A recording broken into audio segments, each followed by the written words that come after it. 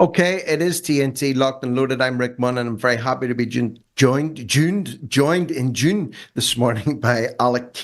Alec is a founding member of the Homeland Party in the UK. It's a nationalist political party focused on, number one, protecting family values, number two, protecting culture, and number three, protecting British identity. Alec, what a time to be alive and kicking in the political world in the UK at the minute. It's gone mad, hasn't it? Well, it's gone mad in many ways, but not just in the UK, in many Western countries. Many people are just absolutely demoralised at what has happened to European cultures across the globe. People have, I know it's a bit of a trope now, but we often talk about clown world, don't we? Because everything seems inverted and upside down. And of course, mass migration is one of those. Nobody really wants mass migration. We've expressed for decades that we oppose it, and yet our political elite continue to impose it on us. And it doesn't seem like it's slowing down. If anything, especially in the UK, it's ramping up. Mm-hmm.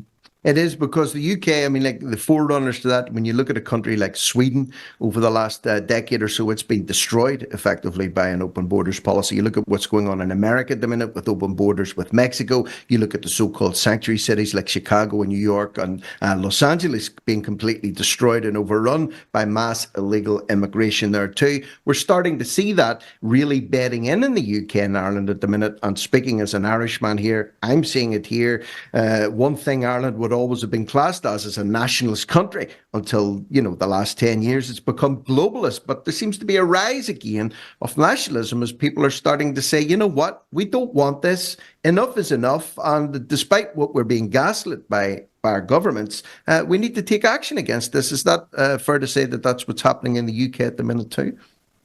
Well, absolutely. Our political class, we describe them as globalist because they care about internationalization, they care about centralizing power globally, and they want to homogenize the world. They talk an awful lot about diversity, but actually their policy will actually destroy human diversity because they want to melt us all together to the point where there are no such things as distinct national or ethnic cultures anymore.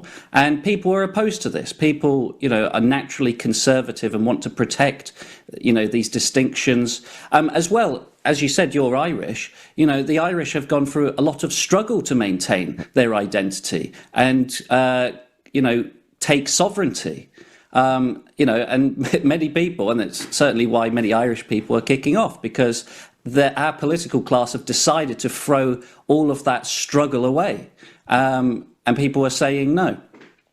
A funny thing with Ireland, obviously, is that it's very recent, isn't it? Just how fierce the mass migration agenda has been. With somewhere like Great Britain, we've had arguably mass migration since the late 40s. Mm-hmm. Lots of people think, mass migration, that started with Tony Blair. But, we've had immigration in the tens of thousands, which when you look at it in regard to the whole of human history, that's still pretty significant. And we're even seeing, significant demographic changes before Blair ever got into power. But of course, since the turn of the century, or the millennia, sorry, that's just completely just shot up.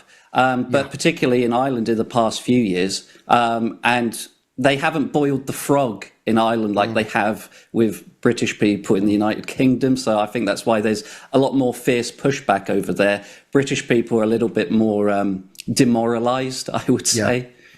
And proportionality is very important too. When you look at the UK as a whole, you've got a population pushing up towards 70 million. But when you look at the population of Ireland, you're talking about 5, 6, 7 million people. So proportionately, it's a lot smaller. And head for head, we have a lot more people coming in than many other parts of the world by doing our bit to take people in. And here's another thing. The criticism has been leveled against, say, somebody that speaks out against this. What about the Irish when they fled the potato famine? What about when they all went to America? Yeah, they were fleeing genuine starvation, death, and persecution. And when they got to where they were going, whether it be England, the UK, the Ireland, they worked. They weren't given free houses. They weren't given free education. They weren't given free medical care. They weren't given free money to sit on their asses and do nothing. They actually worked and contributed to society. That bit's conveniently left off. Yeah, absolutely. We're constantly told that we need these migrants, and yet actually a significant proportion of them just live on welfare. They literally don't contribute anything. But even the ones that do come over and work, well, they're either not earning as much as the native inhabitants, so they're actually contributing less to the national purse. But also that because there's so many of them coming in, it undermines native people's labour, their bargaining power. So wages are, kept down, which is obviously unfair. So we're told like, oh, we need these migrants. We actually all benefit. Well, actually, no, working people don't really benefit at all. And in fact, that they're being subsidized by the people that are actually working, by their taxpayers' money's going in towards paying for hotels, paying for accommodations, paying for monthly, weekly handouts, in some cases extra benefits. So we are paying for this indirectly, even if some people don't perceive it to be.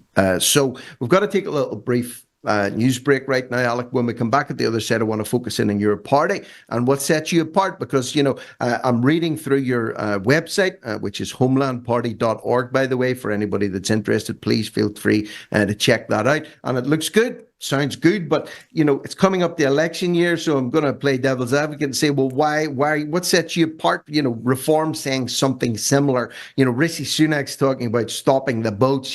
Are you just like a little bit more hardcore version of that? You can give us your take on what your party is when we come back at the other side here on TNT, today's News Talk. Yes, TNTRadio.live. Leave us your thoughts, comments, and opinions in the live chat. Talking with Alec Cave right now from Homeland Party in the UK. Homelandparty.org is the website. Just a very quick glance here, Alec, of what you guys are about under the Our Thinking category. Below are the policies and beliefs we have published so far. So key beliefs: returning politics to the bedrock foundations of nation and community. I think that's very important, the and community bit. Our focus is ensuring that political decisions are made to promote our people's well-being rather than individual interests or ideological agendas. So you focus in on nationalism, you focus in on local politics, community politics, community care policy, environmental policy as well, just taking care and respecting the environment in which we live without going full green nut on us here. And also, of course, immigration party, political reform policy. So you've got a lot of policies in there. What's the one big, massive key? If I was to say to you, look, sum it up for me in one sentence, why should I consider you guys? What sets you apart from the opposition?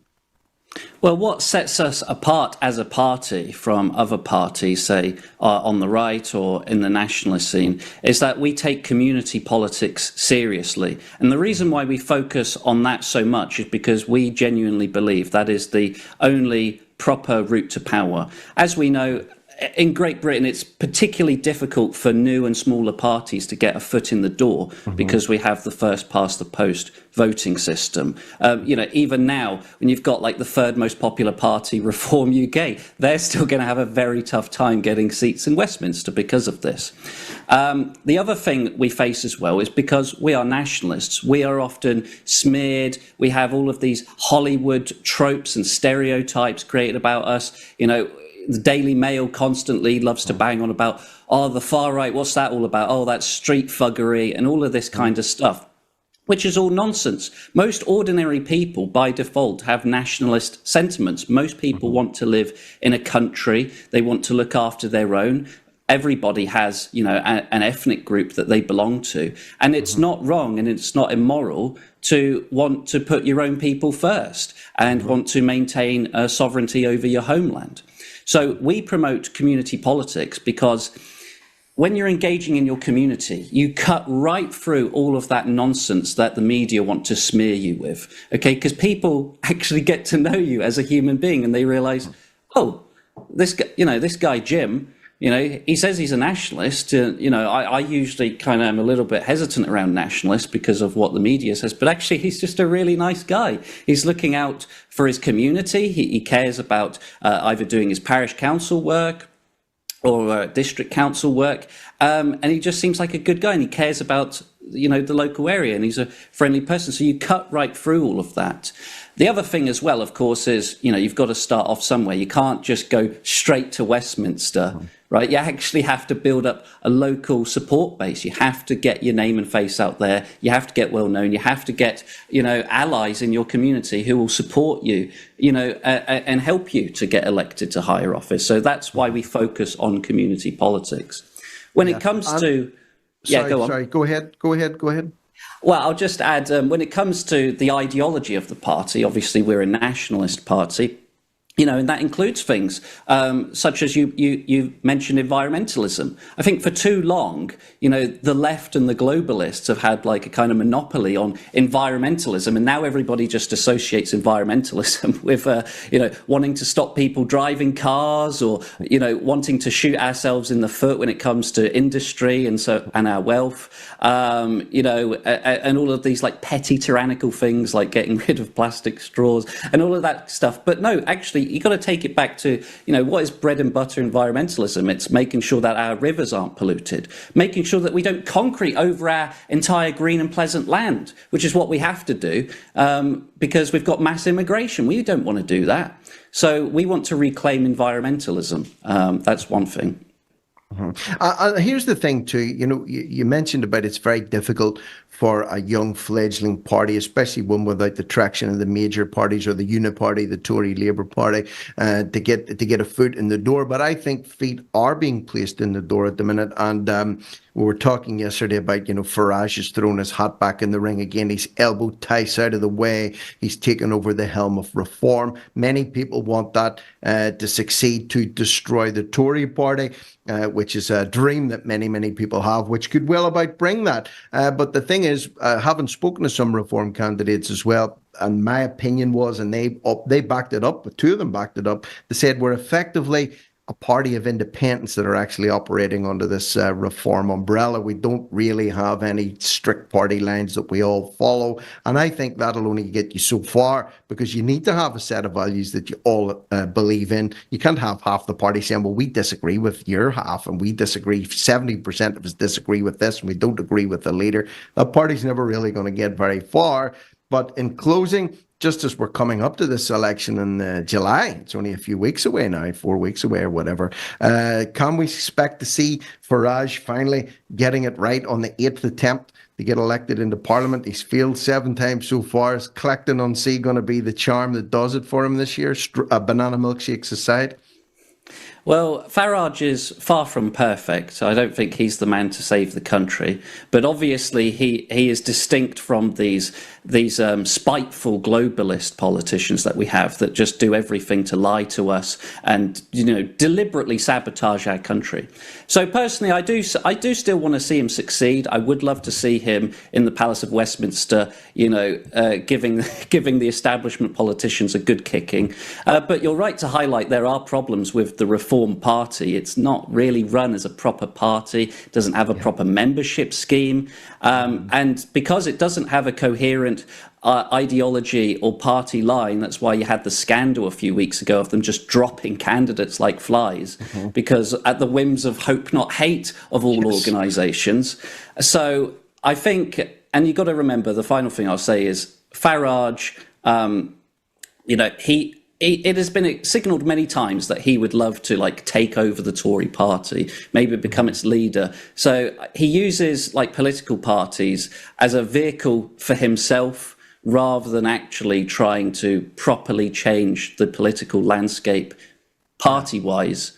So yeah. So he could effectively be using this reform business as a vaulting horse to vault himself into the Tories eventually and resurrect him Phoenix style from the ashes with him at the helm. Yeah, I could just see it now, Phoenix-like revival of the Tories under Farage. That's probably what he's fantasizing about every night when he's sitting on the toilet, maybe, or maybe something else. I don't know. But time will tell, Alec, along with everything else. But I want to really appreciate you coming on this morning. Hopefully we will if you're game for it, I'll definitely talk to you again because there's plenty more to discuss. That's Alec Cave. Check out Homeland Party on X at Homeland_Party, and also check out their website, homelandparty.org. And I wish you guys all the very, very best.